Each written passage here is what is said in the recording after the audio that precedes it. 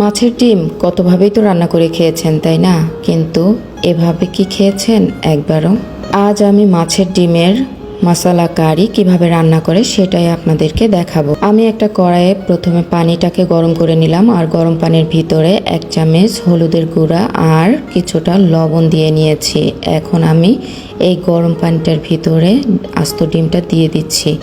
খুব বেশি নাড়াচাড়া করা যাবে না, খুবই আলতোভাবে 2-1 বার উল্টে পাল্টে নিলেই হবে। আর এটা শুধুমাত্র ভাপিয়ে নিতে হবে, পুরোপুরি সিদ্ধ করা যাবে না।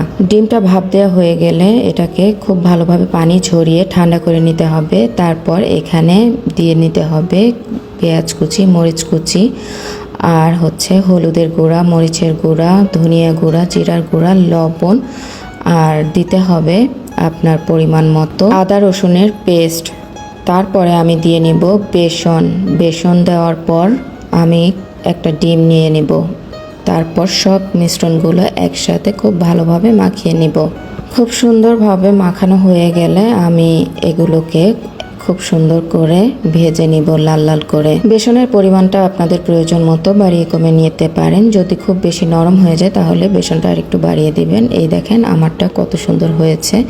আমার এখন ভাজার জন্য রেডি হয়ে গিয়েছে। এখন আমি একটা ফ্রাই প্যানে কিছুটা তেল দিয়ে নিচ্ছি, আর তেলটা খুব ভালোভাবে গরম করে নিতে হবে। তারপরে একে একে আমি এই যে মাছের যে রেডি করে রাখা মিশ্রণটা ছিল মাছের ডিমের, সেটা আমি এক এক করে দিয়ে নিচ্ছি। কিছুটা বড় আকৃতির করে নিয়েছি, আপনারা যার যার পছন্দ মতো করে নিতে পারেন। হেই এভরিওয়ান, আমি Runa from explore with Runa. কেমন আছেন সবাই? নিশ্চয় সবাই ভালো আছেন, আমিও ভালো আছি আলহামদুলিল্লাহ।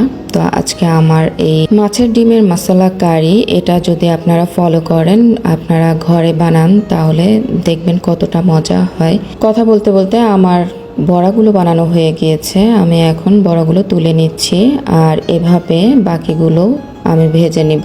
সবগুলো বড়া ভাজা হয়ে গেলে আমি এটাকে রান্না করে নিব, আর কিভাবে রান্না করব সেটাও আমি আপনাদেরকে দেখাবো।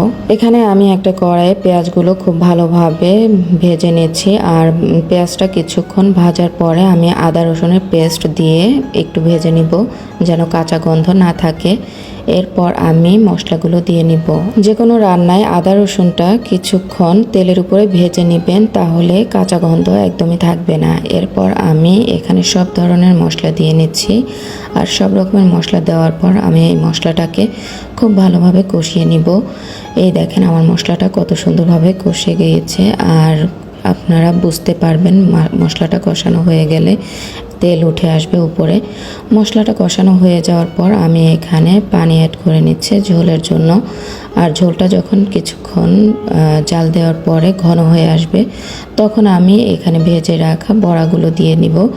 আর বড়াগুলো দিয়ে তারপর আমি কিছুক্ষণ এটাকে রান্না করে নিব।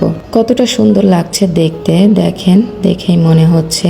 তো আপনারা আপনাদের প্রয়োজন মতো ঝোলটা রাখতে পারেন।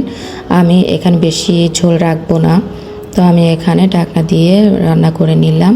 আর এই তো আমার ফাইনাল লুক। আমার এই রেসিপিটি যদি আপনাদের ভালো লাগে তাহলে অবশ্যই একবার ট্রাই করবেন। আজকের ভিডিওটি এই পর্যন্তই। আল্লাহ হাফেজ।